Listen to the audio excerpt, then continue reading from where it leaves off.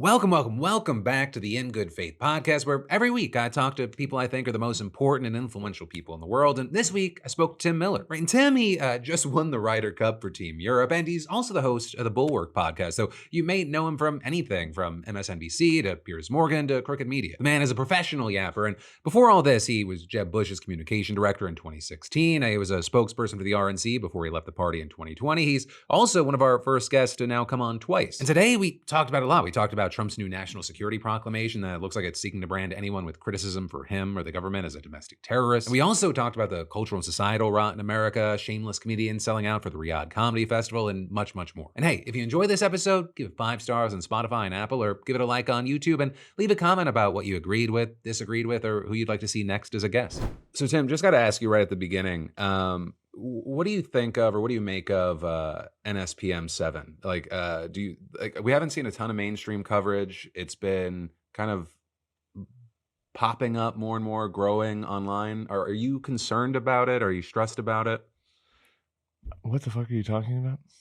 NSPM 7 coming from the White House? Do you not know? Oh, is this this is the going after the domestic? This is like going after the left wing groups. Thing? So it was talking about going after so if you go to like the White House, it's countering domestic terrorism. Yeah, got it. I just don't usually reference them by their acronym. You know, like you're like that crazy bullshit today. talking about the actual substance of the EOs, and I don't it's hard to think about it.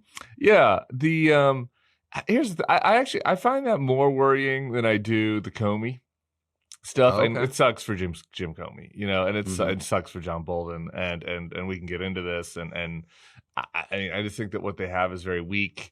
These guys are going to have massive legal teams behind them. They're going to have PR support. It's a bad sign for the country. Don't get me wrong, but I think that the targeting of they're just sort of generic branding of these left-wing groups of people that are out there protesting in the streets, exercising their rights, obviously with the sending of the Department of War to Portland, they want a crackdown, they want escalation.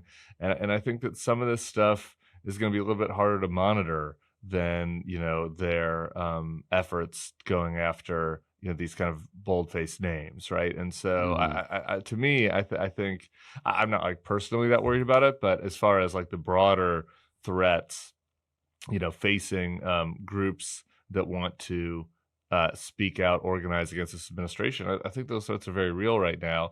And I think that I also worry a little bit about the chilling effect. Yeah, I mean, the chilling effect is scary. I think when I was going through it, I always try and have that second thing, right? It's I see what people are saying it says, and I'm like, okay, are we taking two separate parts where it's we're talking about violence, and then we're talking about separately the people that are talking about it as potentially being connected? And the one of the words that stuck out to me was when it said common threads animating this violent conduct includes anti-Americanism, anti-capitalism, anti-Christianity, because animating feels like it's like the cousin to incitement, which they have just loved to say incitement. And I think that feels like they're putting out the playbook. But yeah, I mean, to your point, there's the James Comey stuff, the chilling effect, and I mean, this goes back to on the incitement, just really quick on that. Because to me, one of the more, this is another thing that just didn't get a lot of attention, and it was something that was pretty alarming to me. But the vice president, after the Kirk assassination, was on with, this is the world we're in now. I believe it was the podcast of Stephen Miller's wife, I believe is what he was on. And he was talking about the shooter. And I don't have this in front of me. You can put the exact vid in post. But it was essentially, he says essentially to her that, this shooter was motivated, inspired, and maybe even funded by the left-wing groups that are going after us, right? Like that. That's a paraphrase of what he said. And I was just that's a total lie and a total fabrication. There's no evidence of that at this point, that Tyler Robinson was involved in any organized left effort against the administration, that he was inspired by that. Who knows what he was inspired by at this point? I mean, obviously we know a motive, but who knows what material he was receiving. And we certainly know that he wasn't funded by anybody. I mean, he was like living in an apartment, sharing an apartment in a small town in Utah, right? Like so the fact that the vice president though would like lay that pretext down, right? And to be like, we have to go after the people that are behind this. To me, again, that goes to what your point is about their rhetoric, about what, what they're kind of alluding to here, which is that, if anyone is out there, speaking, organizing, commenting in an intense way about what this administration is doing, and especially if they're doing it with funding behind them, that these guys are going to consider that a potentially whatever, an attack against the country, a threat against the country, something that can be investigated and looked into. That, like the worst case scenario of that leads us to a dark place, right? Like the current scenario is pretty bad, right? Which is like the vice president is just basically like using lies to like instigate, internal strife, and instigate people to be upset at something that doesn't exist, which is like this organized effort to go out there and kill like MAGA. Like that is just not something that exists in the country. Obviously, there have been really bad one-off incidents that have happened that we condemn, but like just the vice president using that rhetoric is very alarming. If you start using the power of the state to go after those sorts of things, then we start going down a dark path. Well, I guess there's a few things I want to ask there, but I mean, I watched a video you put out recently. You or someone on your team called it "Tim Miller Gets Emotional," I think, or I think it might have been it, where you kind of talked about the state of America right now. I did not call it that. Just so I get uncomfortable. Like when I see that stuff post, I'm like, then I get awkward about it because I'm like, A, I don't talk in the third person like Bob Dole. And B, I'm just like, I know you want to draw people in. It was true. I didn't object to it because it was true, but it makes me uncomfortable. But you said you feel like you're a bit of a pessimist about it right now, or seeing the warning signs. You don't want to be despondent. You don't want to make people despondent, and you also don't want to kind of alienate right-wing supporters right now to the point, because there has to be a reconnection is kind of your thing. I mean, are we there? Because I mean, even this morning, we're seeing like everyone rushing to try to point blame and say this person's on the side of like the Mormon church shooter. Yeah, like sure. It feels like everyone's trying to. It's not even. It's like score points to what end, and at least one part's end is to justify potentially a crackdown. Even further on anyone that's saying anything that could be remotely tied. Yeah, there's a lot of layers to this. So stick with me for a second as I try to explain my thinking, because like the point of that video was that I am really torn about all of this, and I'm just trying to be honest with people, because like on the one hand, like things are pretty bad, right? And we're here, you're here, I'm here to like tell people the truth as we see it, right? And to explain what the potential threats are as we see it. At the same time, on the feedback from people I get things that sometimes are alarming or make me sad or like are concerning, right? Which is like, what's the point? Like you guys talk about the midterms, what's the point of it? Like they're gonna be a sham, right? And like we're already Russia, there's no point of all that. Or this is hopeless.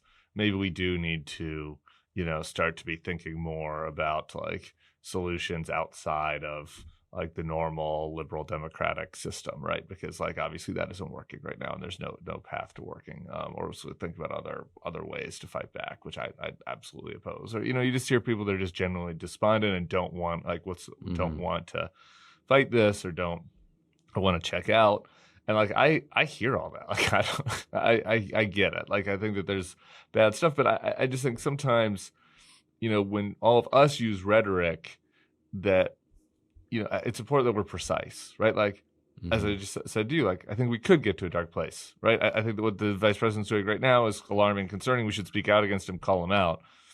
Like, he's not, at this point, we're not Russia. It's not like you and I. It's not like I have to worry about somebody coming to my door today to like, put tape around my mouth and shut me up, right? Like, there's a huge, like, when you say we're on the authoritarian path, like, there's this huge gap between like what is happening in Hungary that I don't want for my country, and what is happening in Pyongyang, right? Like that. Those are both authoritarian, but in very different ways. And it's important to communicate to people like what the truth is about where we're at. And so, like that's kind of one side of this, because I just worry that I do think we all have like kind of a responsibility to not have the people that listen to us like either become despondent or radicalized because like they're being, you know, a bad situation is being exaggerated, like that's into something that is hopeless, right? And I don't want to do that.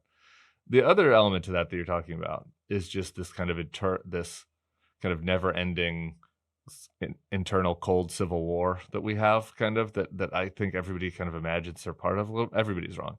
Too many people kind of imagine that they're part of, right, on social media, which is like after a tragedy, I need to post to prove that it's the other side's fault, right? Or I need to post to like remind people that that like if this one was my fault, like there's actually been more that's the other side's fault, right? And my point is kind of like that is an unhealthy way to think just individually. People should stop doing that. But also, like, you can't live as a society like that. Like, we have to be able to live to get, like, Tyler Robinson was not on my team. Like, this guy that shot up the Mormon church in Michigan, who apparently, like, wore a Trump shirt. We'll see exactly what the details are. But, like, that guy was not on Ben Shapiro's team. Like, you know what I mean? Like, just because they both voted for Donald Trump in 2020. Like we need to all live together in a democratic society. And if we treat the people on the other side like their worst example is representative of everybody that voted for that person, well then it's kind of rational for some people to start thinking that we should have a civil war, right? Like if people believe that if right wingers believe that everybody on the left is increasingly violent and is in league with the guy that killed Charlie Kirk, and it's not a huge jump to thinking that they should act on that, right? Especially the ones who have mental health problems, right? And so I just think like that is the part that I'm just trying to like tamp down with people, which is like I have very strong, passionate disagreements with MAGA, very strong, and I think that like a lot of their policies are cruel and grotesque, and they've tried to cheat, and they don't really want to play within the rules of the liberal democratic system. Like all those things can be true, and yet every person over there, like I don't.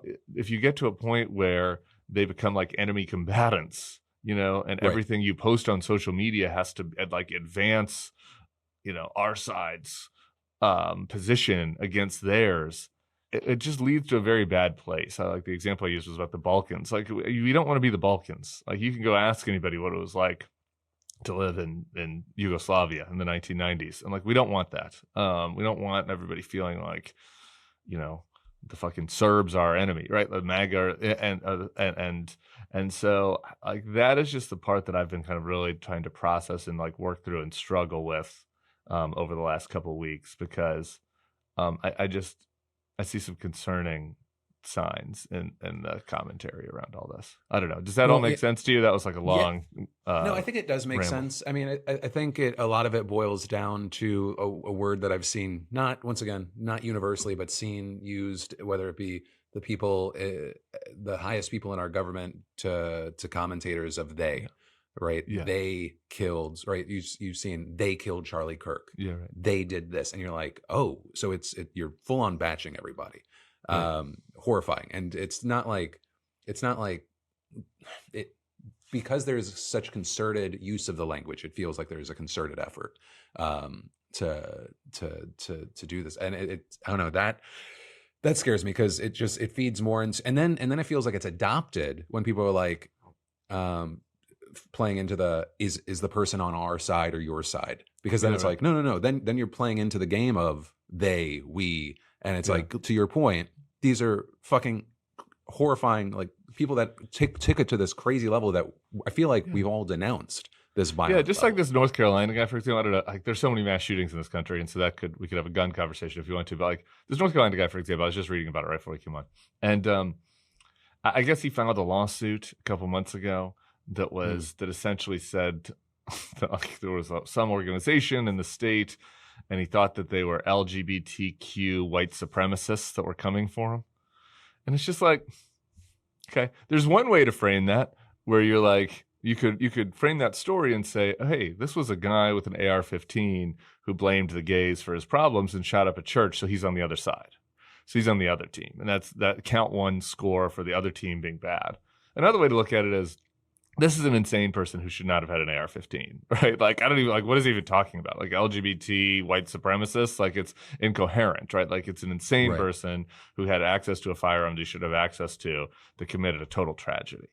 And if you look at like that, to me, it's like, well, then those are potentially solvable problems within a community. Like, we could all decide, like, crazy people probably shouldn't have AR-15s, and we should do better mental health services for people, right? Like, we should have red flag laws, right? Like, that's solvable. If you instead look at it and say, oh, just another MAGA radical shooting up a church, then that gets you to a place of like, well, this tit for tat, like, kind of mindset, which I just totally reject and abhor.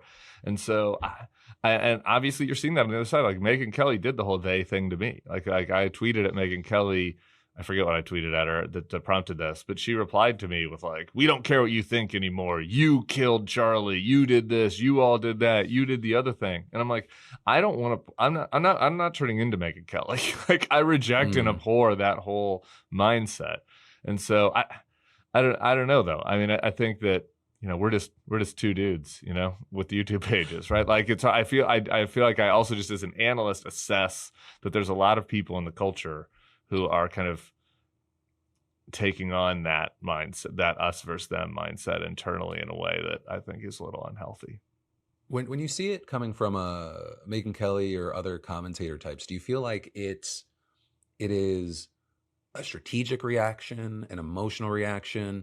Because, I mean, from a strategic standpoint, because the right currently has essentially control of all power right now in the government. Yeah. Like, or is it more emotional, and, you know, or is it a mixture? What do you think? I think it's different for different people. I think Megyn Kelly's brain's been broken by the internet. I think there's a lot of people whose brains have been broken by the internet. And I think that we should have a broader conversation about tech companies and the media bubbles people are in, and like what these billionaire oligarchs are trying to incentivize, what's showing up in your For You page. Like, I can just speak for myself, like, crazy shit is showing up in my For You page on all of these platforms. So I think that Megyn Kelly and a lot of people have gotten really kind of burrowed into a narrative, like an us versus them narrative, evil versus good. And I just, like, if you go back and look at what she sent me, it just wasn't a strategic thing. I think that there's strategic fate outrages on the right, you know, like, I'm really mad that the Little Mermaid is black. Like, I don't think that Megyn Kelly is, I don't remember if she picked that one in particular, but whoever was out there, like, I don't think anybody was actually mad that the Little Mermaid was black. You know, a handful of racists, but like, none of the prominent YouTubers or commentators were mad about that. They pretended to be because it was good for content, right? So I think that they're examples of performative outrage. I don't know. Megyn Kelly sent me like a 8,000 word like screed about how my people have ruined the country and are like responsible for a friend's death, and like we need to be defeated at all costs. And I just that to me seems like the rantings of somebody who's like, who needs to go outside and meet their neighbors, honestly. Maybe I'm wrong. I don't know. I guess it doesn't really matter what's in her brain, because like what she puts out is more important. But I think that for a lot of people, like, and it started in COVID, and Trump has exacerbated it in a big way. Like, I just think that there are a lot of people that are burrowing into kind of an internet community based around politics, and are sort of forgetting about the actual humanity of their neighbors, and just like the real, like, just the reality of humans, about how like we're all complex and have, you know, we all have good parts, and we all sin. You know what I mean? Like, that's what happens when you live in like a community. If you're just online and all you're getting is the other side wants to end your way of existence, then you start to like think crazy thoughts. Yeah, that's where I kind of go back, where I'm trying to understand things of, okay, is this more of a human thing, or is it a strategic thing, especially when it comes to commentators, right? So, because when it comes to everyday people, you never know, like, who's just kind of following suit, or who's, I mean, honestly, online, who's a bot. And so it's really hard to get through everything. Yeah. But like, especially in the aftermath of Kirk's death, like, it's, so much of it is, okay, that goes through my mind is, okay, where are the genuine, like, I could see for a number of people it feeling like a call to action to fill in a gap, to follow, whatever they kind of connected to with Kirk on, and then others maybe seeing it as more of a strategic opportunity for audience gathering.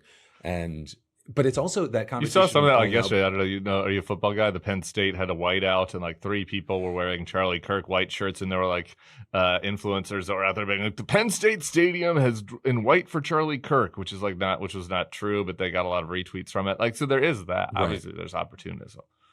Well, I can't speak to that one specifically. I had seen things in passing, and then people either saying it was overblown or there were tons of people. I don't know, but. I've seen a lot of conversation around people like, have you seen this kid, Brylan Hollyhand? Yeah.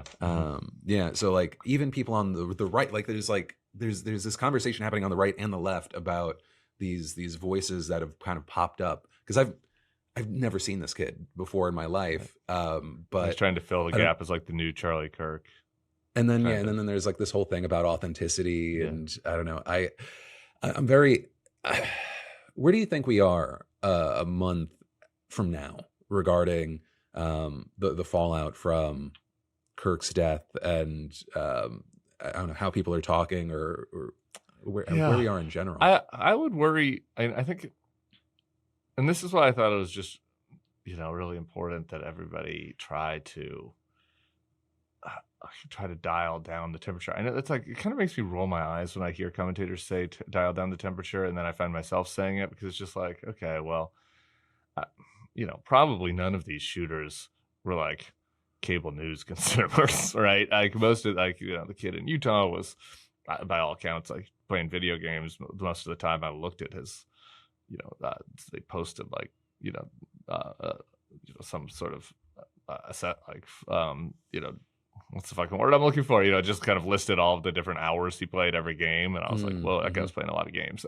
Not to blame video games. My point is like, maybe these shooters weren't radicalized by any rhetoric at all. I think that's probably the most likely scenario, actually. But even still, like my point is that if there are more examples of these, things are going to get worse. Like the administration wants to have political like unrest in the streets. They want it, right? Like so they're sending the troops into Portland. I mentioned this earlier right now. What do they want from that?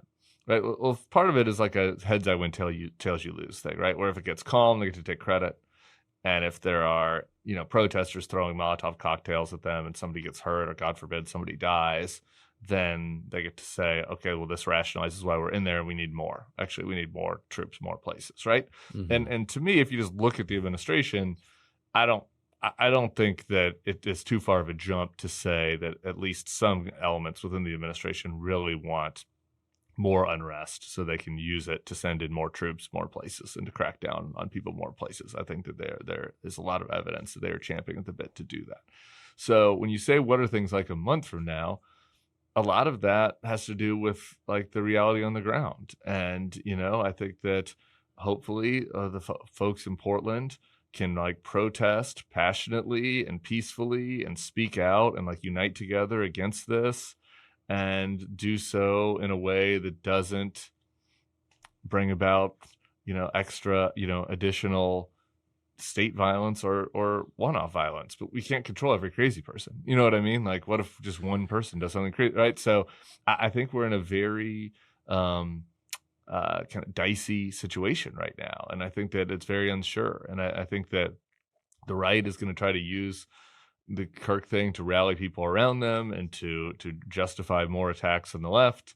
And, and I think that the left needs to like use that moment of state, both attempts to silence people, but also, state military action to rally themselves. Right. And like, and a month from now, maybe we're at a quieter equilibrium, or maybe they've escalated. The administration has escalated this. I think trying to predict that is a bit of a fool's errand.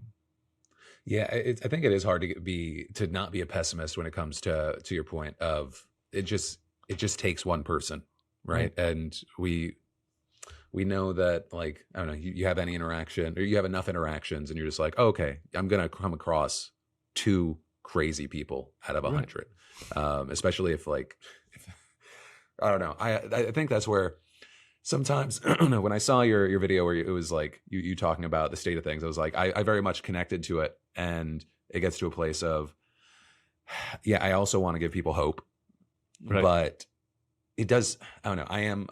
I forget if I mentioned it with you last time we talked, it's been a minute. But it does feel like it does have to get worse before it gets better. And that even with as bad as things are, it's not there. And I know that you said like we're not in Russia. It does feel like we're in just a slightly different version of the crackdown that is more focused on the chilling effect and the harassment, the legal harassment. It's like crackdowns, but more.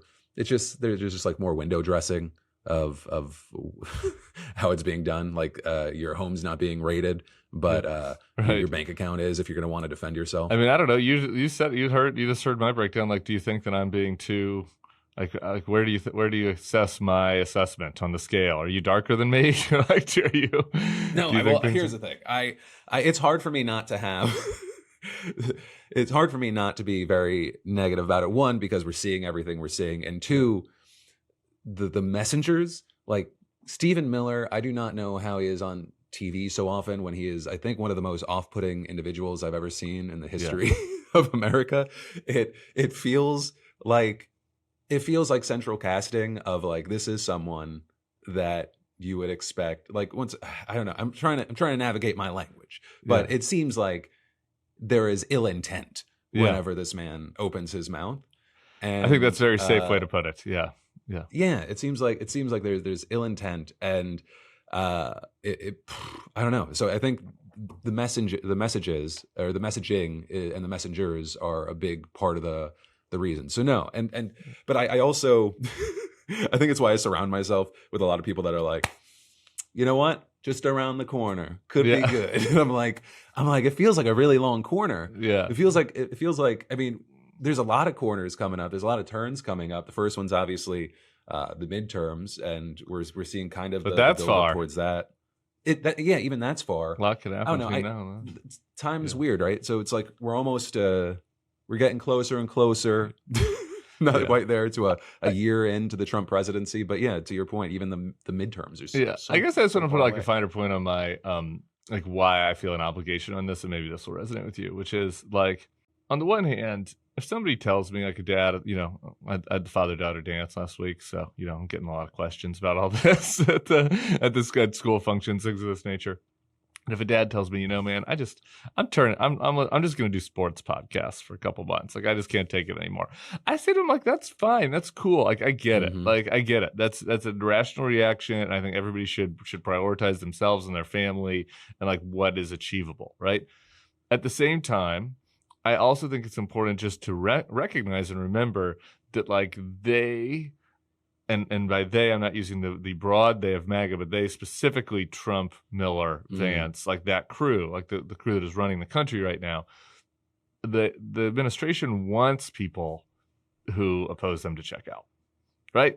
Like they want to be like, that is how they continue to gather more power. And the Kimmel thing at some level is like, was important, like it's a little bit frivolous compared to some of these other very serious things that we're discussing, because he's back on TV a week later. But to me, it's like this good example of like how actually caring and speaking out as a society still works in this country, right? Like if Putin wanted the fucking comedian he didn't like off the air, he'd be off the air, right? And maybe down a flight of stairs, right?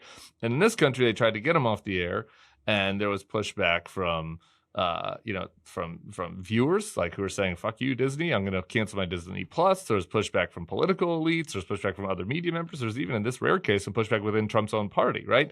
And it worked. Like, he's back on the air. I feel that way about El Salvador, right? Like, Trump wanted to put more people in El Salvador. He sent 3 planes to El Salvador of people who had no right to be there. It was a horrible human rights violation that our country committed.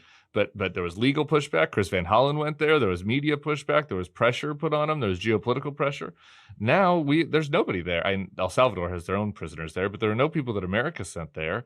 And when Bukele had come to the White House a couple of months ago, Trump had said to him, I want you to build a bigger prison because I got more people coming, right? So that was another like nefarious plot that was foiled. So my point is, like, had people just just said, oh, fuck, there's nothing we can do about any of this, then there would be more people in the El Salvador prison. Celebrity Family Feud would be on instead of Jimmy Kimmel. You know what I mean? Like right now in the 11 o'clock hour. And so like it matters to like not be totally despondent, right? And so I guess that's like my specific example of how I'm trying to like, I want to be really honest with people about where we're at, and at the same time not send them around the bend into a place that's like worse than the reality, and into a place of give up, despondency, where people give up. I will say, yeah, the Kimmel, the way that Kimmel played out, I even found myself a little surprised, because I think I had gotten to the point where I was like, oh, there's no breaks. There's no breaks on any aspect. It's just, it's going to happen. But then I think even that was a little bit of a blind spot to your point, that also at the end of the day, if what we're talking about are giant corporations either getting pressured by the government and complying and going one way or another, they still care about money. So it's like, we at the very least, capitalism persists, baby. Yeah, at least we can count on that, and like and greed, and not wanting to lose the shareholders money. So I was like, okay, so there's that one thing that we could hold on to. Hell yeah. Okay, so you gave me a little. I'm bucking you up a little bit. Hey, yeah. Well, this is Philip. I gotta tell you, man. You're in a bad way. I don't know. You might need to go for a run. You might need to have a night out where you just let loose a little bit, have some bourbons. Because if you're listening to me and being like, boy, you're really bucking me up, that's a place that's not ideal. Because I'm usually hearing not the opposite sentiment. Well, no. So I think a lot of the time I keep these negative feelings in my head, because I'm like, to your point, I'm not. I don't want people to check out or drag them down. But I've always been someone that just am like, okay, so it's I don't want to make false equivalencies, but it's like anytime anything slightly goes wrong, well, I immediately imagine and start playing out the worst case scenario. Yeah. And so, hey, that means I say this about myself as a sports fan. I tell the pod listeners to this, I was like, just so you know, I'm trying to fight this in the news environment, but like my team has a bad game, and I'm like, well, fuck, we're never gonna win again, and like we have a good game, and I'm like, we're gonna win the championship. Like that's just my nature. I've a roller coaster type personality. Like my husband is much more like this, and I'm like, that's just me. So I hear you on that. That's why I stopped being a Jets fan 4 years ago. Smart. So there you go. That was an example of where catastrophizing and negative thinking worked out for you. You saved yourself a lot of pain that way. Yeah, I was like, you know what? The Chargers were doing bad when I switched teams. But hey, you get in at the right time. Herbert, yeah. Hopefully. On the way up. We'll see. I don't know. I mean, do you think the Kimmel situation is actually over though? In the sense of like, it happened, there was that pop, but I mean, that's also a different landscape. Like that is already like, it feels like a dying landscape. People were kind of like, fuck, you kind of made me have to care about Jimmy Kimmel. Yeah, right. Like I was, I think a lot of people were Kimmel agnostic.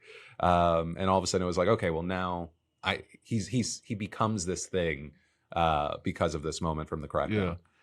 Yeah. I mean, I gotta tell you, I was pretty surprised that even Sinclair ended up folding on that, and like he's now back on the local affiliates. Like that even kind of surprised me. I don't really. We'll find out what the backstory is from Dylan Byers or one of these people that does media reporting. But I don't know what it was. But I think that's a good sign. Is it over? I don't. Here's kind of how I think about it. People used, I'm stealing this analogy about like Trump 1 versus Trump 2, was that he was kind of like in Jurassic Park, they're like the velociraptors. And in the first Jurassic Park, they were trying to learn how to open the doors. They couldn't figure out how to do it. And then eventually, like, the velociraptors opened the doors and were able to cause a lot more damage. And like in Trump 2, they figured out how to open the doors. I want to extend that analogy as like, they're just trying a lot of shit. They're going to try to open a lot of doors, right, and see what takes, and like they're trying to do. Now they got the DOJ going after Comey, and I think we should expect Bolton to get indicted soon. I have that on pretty high authority.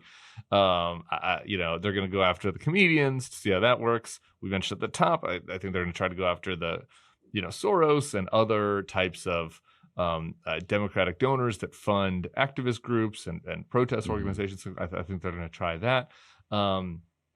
Like Trump, whatever you think about him, he doesn't mind trying some shit, seeing if it takes, and then if it does, going with it, and if it doesn't, giving up on it. And so that's why I think like pushing back on him at each door is important, right? Like think about Greenland, for example. I don't know, man. Like when he had sent that like group of people to Greenland to see if they were into it, and he felt like there was some politician in Greenland that was on board for a coup. They might have tried a coup in Greenland. I don't think that was crazy. Like I think, but like it was just like, oh well, now he never mentions Greenland anymore, right? Like that didn't really take. The Danes pushed back, the people of Greenland pushed back. J.D. Vance was mocked when he went there, and it was like, okay. I think that we're gonna keep seeing that, and so that why the Kimmel story might be dead. They're gonna try to test something else, some other place, right, to see if they can intimidate somebody else and have that work. University is an example where it's worked, right? Like they tried it with, Columbia folds and like, oh, we're to go after Harvard. Oh, we're to go after UCLA. Oh, you know what I mean? Yeah. And so I think that's why as a civil society, when they do things against the rule of law, it's important to push back. And when they don't, when people fold, they keep going, they keep pressing. That's kind of how I see it. So I don't know. The Kimmel story itself might be dead, or they might try something, new. My guess is they try something else in a similar vein. So I think you're definitely someone that's probably more focused on, what's happening in Portland, what's happening with Comey. But you mentioned comedians, and so I got to kind of just pick your brain on this. Are you aware of the whole scandal with the Riyadh Comedy Festival? And I don't know. Do you have any thoughts with that? I've become obsessed with Tim Dillon's podcast, and here's why. Tim Dillon's been mocking this. He was invited, and he was invited and accepted, but then went on and mocked the Riyadh Comedy Fest, like talking about how they have slaves there and they do beheadings, and he basically was like, "I'll take your money, but I'm going to mock you," and then eventually they canceled him. So that my entry into that was through that. And so just two thoughts really quick on the Riyadh Comedy Fest. I think it's horrible. I actually been a long time Saudi watcher for some for personal reasons. And I had friends who were targeted by the Saudi regime, folks who are from there. And so I fucking hate live golf. I hate the way people have folded to Saudi money across the board. I think this is another thing. Just say no to Saudi money. Just say no. You don't need it. All these people are rich. So I'm totally against these people going to do the comedy fest. Just in a related thing, if you want to talk about the Tim Dillon now. I've been listening to his pod because he's a MAGA comedian, if people don't know him. And he is an independent enough thinker that in some ways he's giving me a little hope about the way out. Me and Tim Dillon disagree on a lot. He has very culturally conservative kind of attitudes, a little libertarian, but more than me. And but he's been like, what the fuck is happening? What, we're renaming this Department of War? We're going after Venezuela? We're still supporting Israel? He's like, I thought MAGA was about America first. We signed up for America first, He's like, Kimmel, I think Kimmel sucks, but we're going to go after comedians now? I thought that we were a free speech thing. His show has been interesting for me because I'm kind of that is probably actually a better way to convince people who are with Trump than me. I haven't been a Republican in 10 years. I've not liked Trump for 10 years. I haven't been a Republican for 5 years. I've been speaking out against Trump for 10 years. I think maybe hopefully my stuff resonates with some people, but Dillon is MAGA. His vibes are MAGA, and his worldview is pretty MAGA, and he's pissed. And so I don't know. Anyway, that wasn't really your question, but I just wanted to volunteer that because that's really the only reason I was kind of aware of the Riyadh Comedy Fest stuff is because I've been listening to his show to try to get some tea leaves on how to talk to MAGA folks about getting off ramping them. Well, yeah. So, I'll talk more about the festival in a minute, but with Tim Dillon, is it because you think that he's talking the talk? He is actually principled in his thinking, whereas a number of people maybe just say it and it's not really about that? Is that kind of what you're saying? I think that, I don't know if it's about principle. I think maybe it is. I think maybe it's just about not giving a fuck about the audience or having cultivated a different kind of audience. I think a lot of people are scared to criticize Trump, not. And now I'm talking about kind of right-wing comedy world, manosphere stuff. I think a lot of them don't want to speak out against Trump because they don't want to deal with the hassle. of like people sending them nasty emails. You know, I interviewed a Barstool guy who spoke out against Trump recently for my channel, and he was like, yeah, dude, I got fucking blown up on email by all these MAGA guys pissed, right? Kirk Minahan, good dude. And I think there's like a lot of creators and commentators and stuff just don't want to deal with that, right? So if they disagree with Trump on something, they'll just be like, I'm not going to pretend like I agree with him. I'm just not going to talk about that issue. Like, we'll talk about something else this week on the pod, you know? And I think Tim Dillon just has a little bit more of a DGAF kind of attitude, as evidenced by how he dealt with the Saudi comedy fest. And so to me, I just think it's interesting because it's like, it's interesting to see what he picks up on. Like, what are the things that he's mad about in the administration? And I'm just sort of kind of projecting that out. And like, you have to assume there is a category of people out there that voted for Trump who are not full MAGA, who are kind of, you know, just were more culturally in tune with that part of the world. And you got to assume there's kind of a representative body of dudes out there who are thinking the way Tim Dillon is thinking. And I think it's interesting to like think about, okay, how can we kind of get to those people, right? And that goes kind of back to our other topic about just not like casting everybody out, right? Like there are some hopeless red-hatted MAGA people that are never going to be gettable. There are also people that went along with Trump that are like everybody else, have good traits and bad traits, and voted for Democrats in the past, or maybe didn't vote in the past, or like who are gettable. And thinking about them like that, I think, is helpful about thinking about how to get out of this. So that might have connected more with his like more populist talking points and the supposed ideals. Then they don't play out, and all of a sudden they're like, wait a minute, you know what I mean? Wait a minute, maybe they're never going to say I got fooled, but maybe they're going to say, you know, Trump got whatever they need to say to rationalize it. You know, Trump got co-opted by the deep state. Okay, yeah, fine. Trump got co-opted by the deep state. Now let's have a conversation about like, you know, where we have agreements, because I don't know, I'm listening to Tim Dillon's podcast. I'm thinking we have more agreements than maybe we thought we did. If you listen to both of us last October, you wouldn't have thought we agreed on anything. And it turns out we agree on some things, you know? So, but I mean, Tim, was there anyone, I hate saying the word I'm not disappointed, but was there anyone that you were maybe most surprised about that went? I know that like Bill Burr was more surprising to me than like Kevin Hart was, or I think Pete Davidson kind of like surprised a lot of people. Yeah, I watched Pete Davidson on Theo, and I saw his answer, which was kind of like, I don't even know what you're talking about. I don't pay attention to this. Like, if the check clears, I do it. And I guess I get that ethos. I was a little disappointed in Pete because, like, I find him handsome, you know. So I had that. That was maybe more of a personal issue. But all these guys, I'm like, I guess my big thing is I just don't get it. I think it's a bad cultural sign that there is not a little bit of shame associated with doing this, right? I'm not like super big on virtue signaling and shit, but like as a society, you would think that you would want to say, you know, that you would want to have a value that is money is really important, and we support people going out there and working their ass off and getting money, but it's not like so important that you go and whore yourself out to a bunch of people that behead people and kill journalists with bone saws. Like, it's not really that worth it to like do this solid for Saudi. And it'd be one thing if it was like, you know, these are lower level comedians trying to get a first shot and are struggling to put food on the table. Okay. Like if you're Aziz, like if you're like Louis C.K., like you really need an extra mil? Really? Like, I don't know. That's just not me. I don't know. I have a lot of personal flaws as a human, but I'm not that. The greed one is my luck. I had a good mother. The greed one is not it. So not taking $1 million to shoot some Bulwark takes and I'm not going to do Bulwark takes Belarus. No, that's not going to happen for me. I'm not going to do it.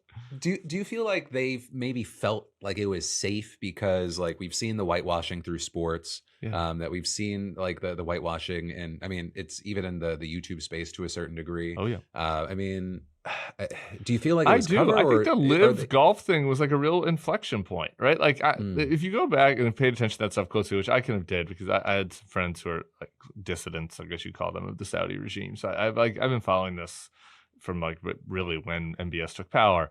And the live golf thing was like a big inflection point. And I was watching that very closely because you had, my brother from another mother, Rory McIlroy, and some others who were really speaking out on this on like from a place of moral righteousness. Like there were some people that were speaking out against it as like, this is bad for the tour. And then others as like from a place of moral righteousness. Like, we should not do this. Like, this is wrong. Like we're all making a lot of money. Like, we do not need to take blood money from the Saudis. And then there was like a spin-off group of people that were like, F you, we need to get ours, like Phil Mickelson and some others. And like the F you, we need to get ours argument basically won out. Like, Rory ends up like kind of conceding eventually that like, well, I guess this has ended up being good for everybody. And I was like the turd in the punch bowl. And I thought that like, so yeah, I think that people got the message like from the culture that like, this is the way that we're moving and this is okay. And I think that's really unfortunate, like, I don't know. I'm a balance in all things, guys. I don't want to live in a culture where everybody's tisking people all the time, and like ratting people out, like I don't want to be in that world. I think you can overstep on that, on moralizing for sure. But at the same time, like in clear cases where it's just like, take blood money or don't, you would hope that the society would just kind of come together and be like, this is like a norm of our society that we don't want people to do this, and we don't, you'll be looked down upon if you do this. And I think maybe that would have been true 50 years ago in this country, and it's just not now.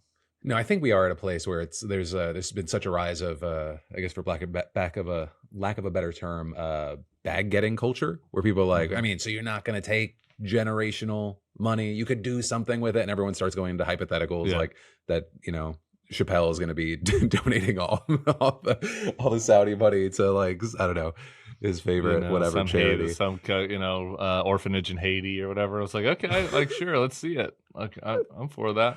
Yeah, I don't know. There's also like then this vice signaling culture, and I don't think this is all Trump, but Trump has accelerated this, where people like now, like it is almost a value to say, I'm not one of those moralizing woke libs, right? Like part of the culture is almost like there's like this vice signaling of like, there's almost something good about being like, I'm gonna fucking get mine, or I'm gonna say this thing that hurts people's feelings to like show that I'm free. I want people to be able to be free to say pussy if they want. Like, I really don't like care about that much, but like if you get to a point where like you're now saying offensive things because you think that is what the society rewards, that's where it tips over a little bit for me. And I do think that we kind of have tipped over into that, at least for now.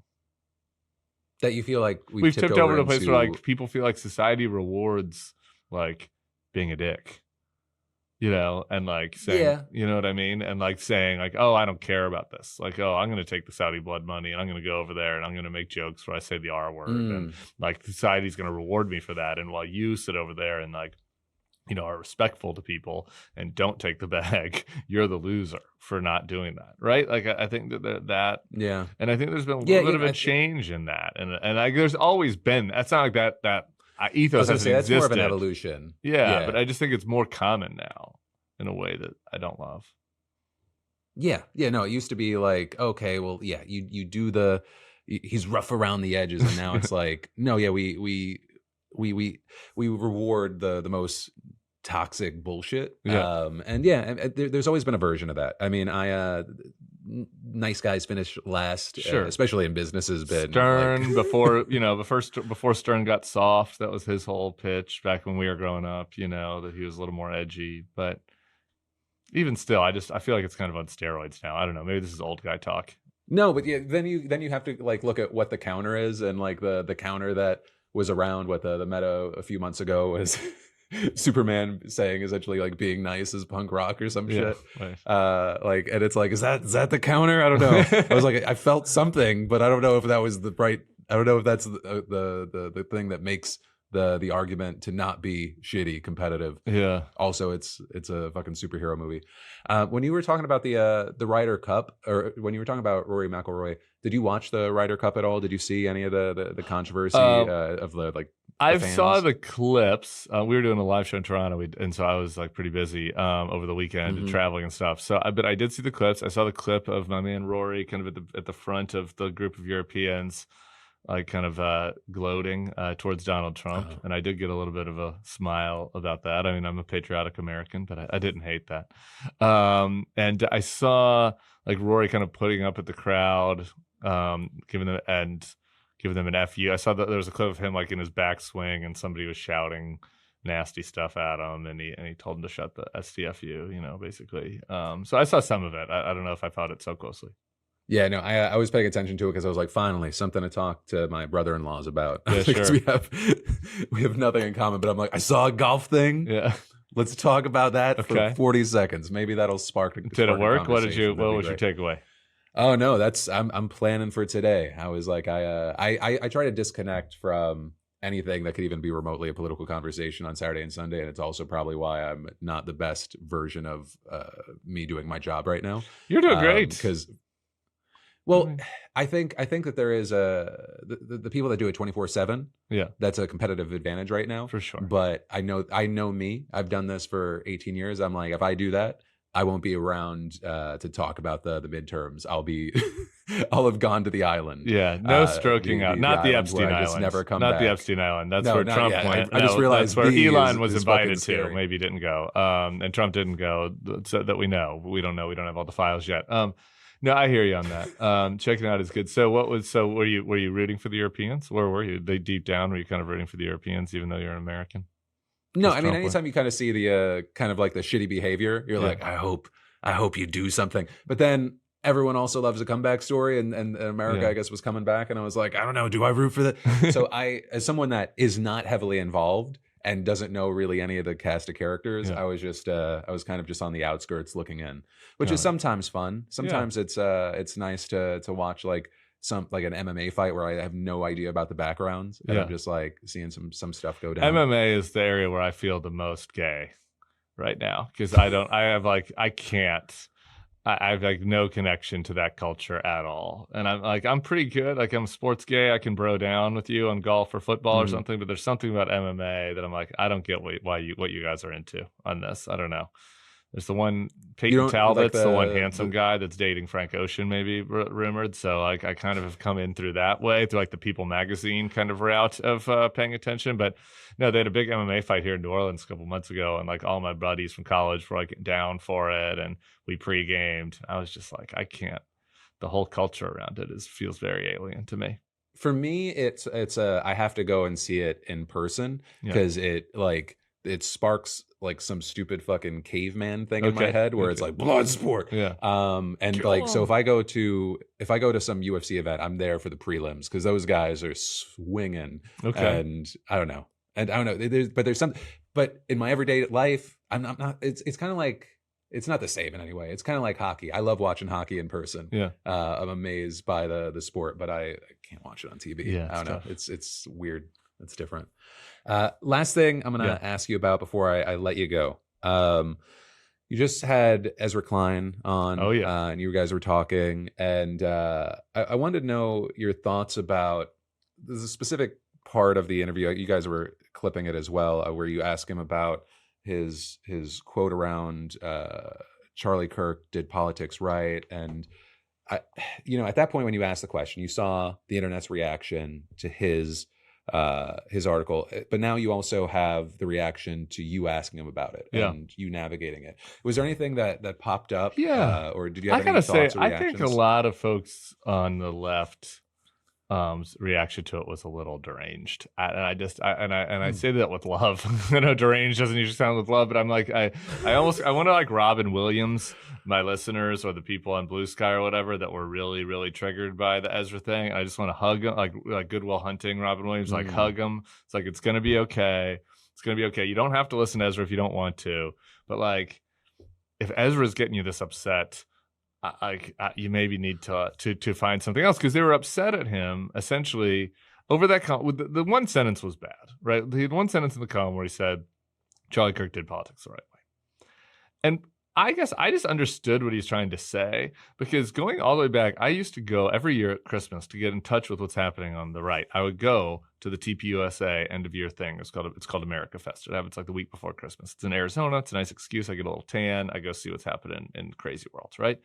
And every time I came out of there, I basically said the same thing. Not that Charlie Kirk's doing politics the right way, like that his policies are right or that his rhetoric is good, and certainly his behavior around the Stop the Steal stuff was appalling and was not the right way to do politics. But like in the narrow sense of, he's organizing people, He's getting them together. He's creating a community. They have camaraderie there. People who are not that political were getting sucked into it because they wanted to come because it was kind of fun. The America Fest thing, it wasn't really fun for me per se, but like I could assess that the people there were having fun, right? Girls were kissing boys, you know, it's a place to meet people.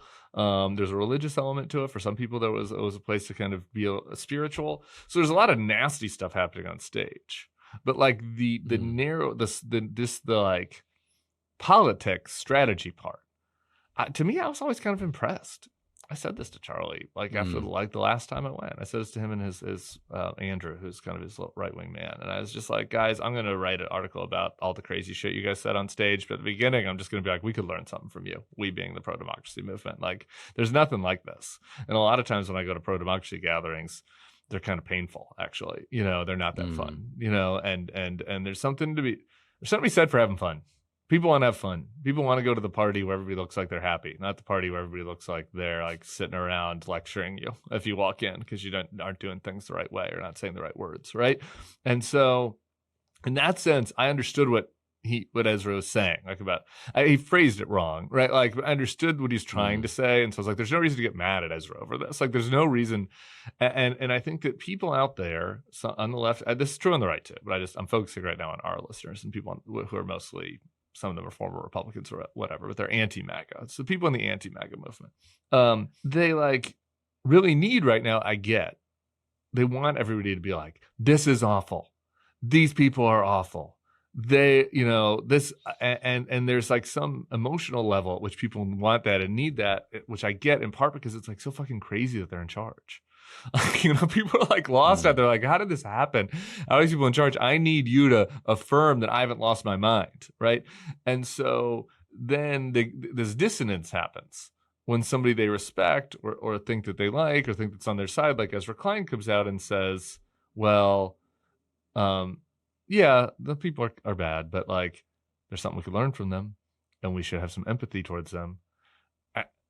There's some percentage, I don't know what percentage, some percentage of the audience like reacts against that and was like, whoa, like, are you going to the dark side? Are you bad? You know what I mean? And I just think that there was that reaction to Ezra that I just find like Ezra is extremely progressive. Like he's not AOC, you know, like at times, you know, he's offered areas where maybe the Democrats should pull back from some of their excesses. So he's not like in the 1% most progressive people in the country, but probably the whole country. He's probably like in the most 15 or 20% most progressive people in the whole country and in the whole commentariat. If his views are too extreme for you, like you've put yourself in a pretty narrow corner, you know? And so I don't know, like to me, like I don't agree with everything Ezra says. Obviously I didn't agree with that one sentence. We went back and forth about that. You know, I asked him, I was like, would you have written that sentence about Nick Fuentes? You know, and it was basically like, no, you know, he's basically like, there's a line somewhere. And so he had, what was that sentence?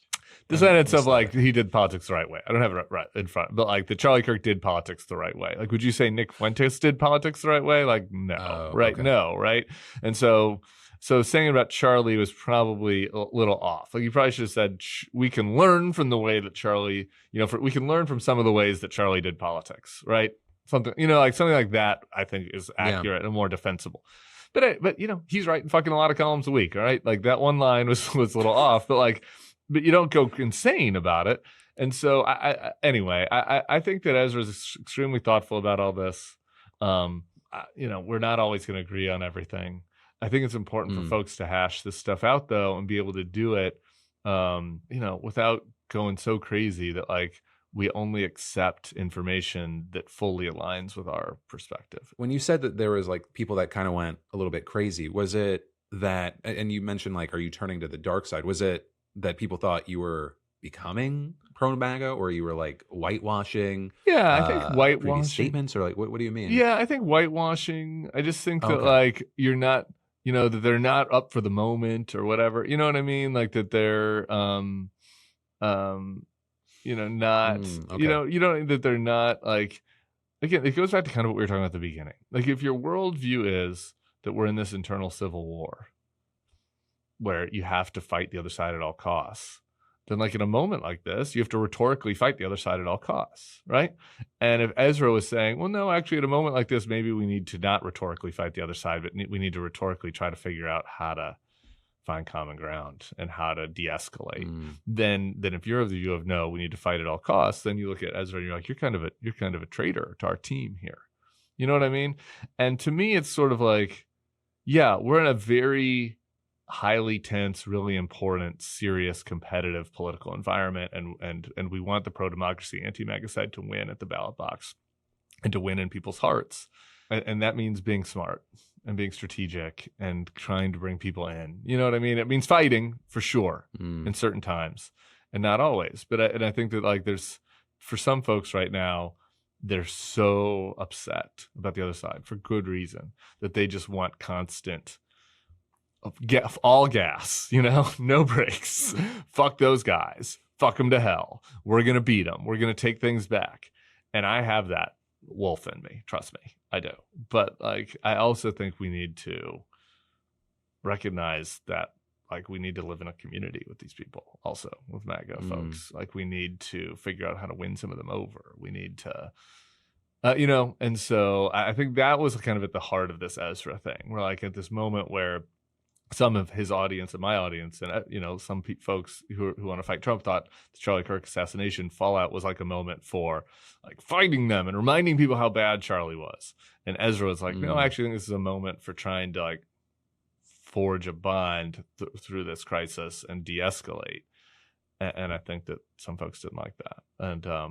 And by the way, maybe the folks that criticized him were right. But my point is like, it's worth at least talking through that and thinking about it and you know, Ezra's a smart, considerate, progressive person that wants at the end the same thing we all want, right? We all want the same thing, which is like for this movement to be defeated at the ballot box, right? and in the heart and people's hearts. And it's just a different way to go about it. Yeah. Well, I mean, we'll see how the conversation continues to play out. We'll see what happens at the ballot box and the lead up to it. But in the meantime, Tim, I'm gonna let you go so you can do your show today. But thank you so much for the time, dude. And I appreciate you having me. Let's do it again soon. We'll flip the mic soon. All right. Yeah, absolutely. But that, dear listener, is the end of today's podcast. And remember, if you enjoyed this episode, give it 5 stars on Spotify and Apple, or give it a like on YouTube. Also, leave a comment on what you agreed with, disagreed with, or who you'd like to see next as a guest. Thank you for watching. I love yo faces, and I'll see you next time.